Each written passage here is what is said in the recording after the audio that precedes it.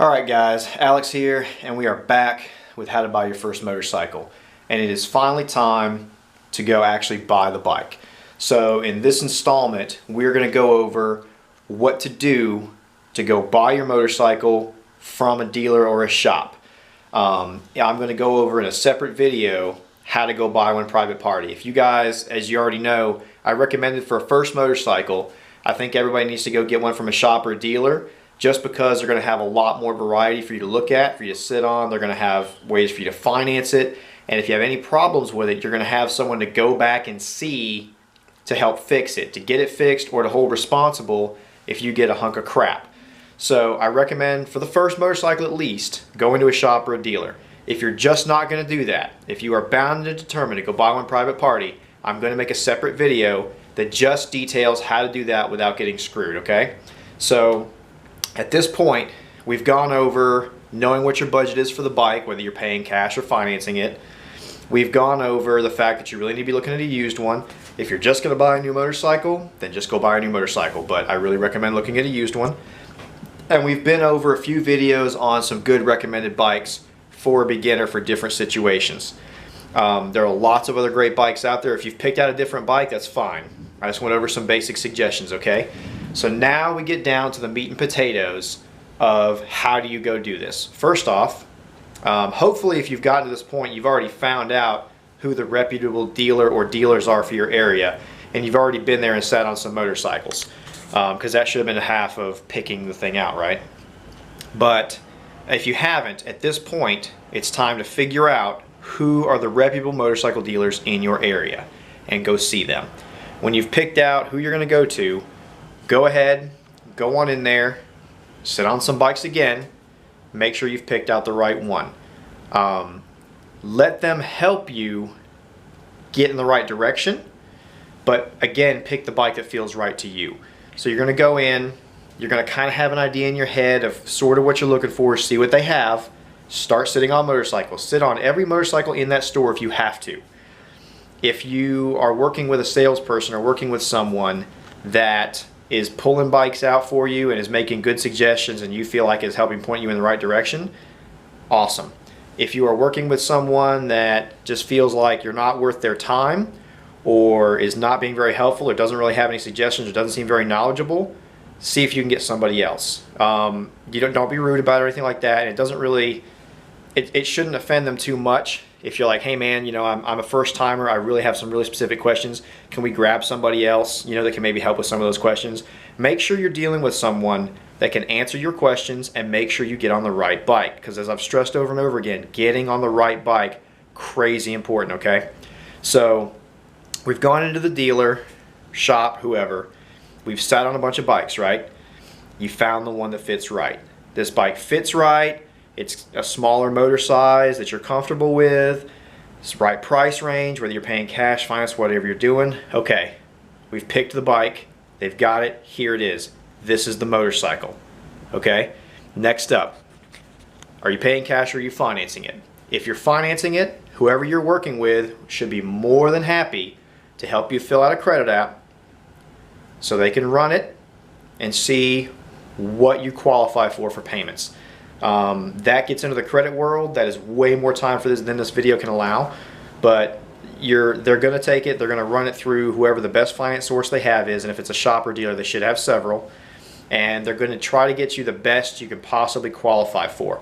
If you know you have awesome credit and they come back with some nonsense, ask them about it. Sit down with the finance guy and have him go over what's going on with you, okay? They'll be more than happy to do that. If they're not happy to do that, run away. Find a better shop. So if you're financing it, let them do the credit app.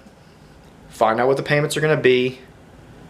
Put down what you can comfortably put down, because that's going to get your payments lower. Okay?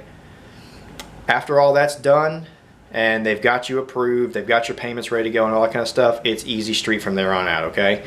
As long as the payments are within what you can afford, the amount down works, you love the motorcycle, it's time to do this thing. They will walk you through the paperwork.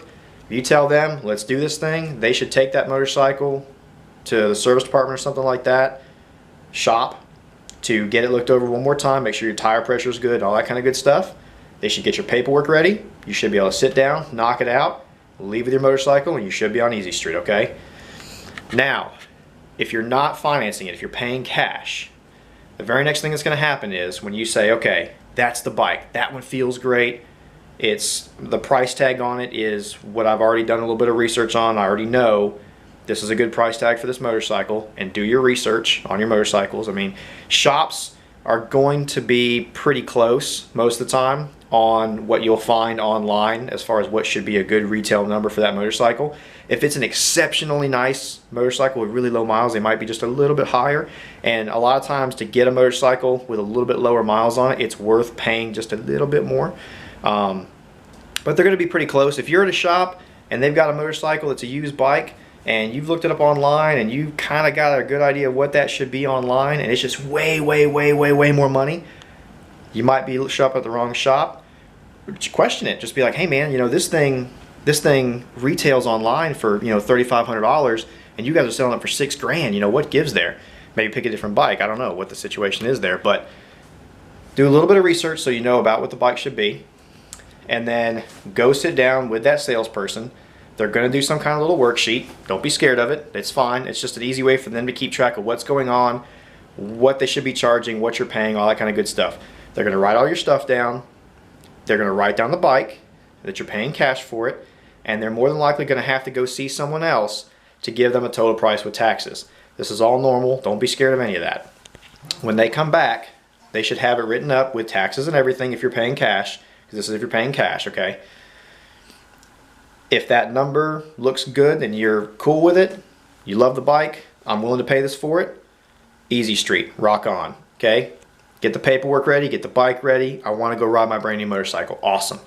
If you're not cool with that number, the easiest thing to do from there, instead of beating around the bush and playing a bunch of games, is just be like, look man, I'm not real comfortable with this number, but here's the number I am comfortable with.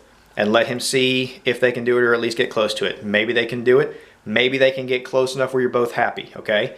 At the end of the day, getting your first motorcycle should not be a stressful, terrible, teeth-pulling experience for you. It should be exciting. It should be something you're super happy about.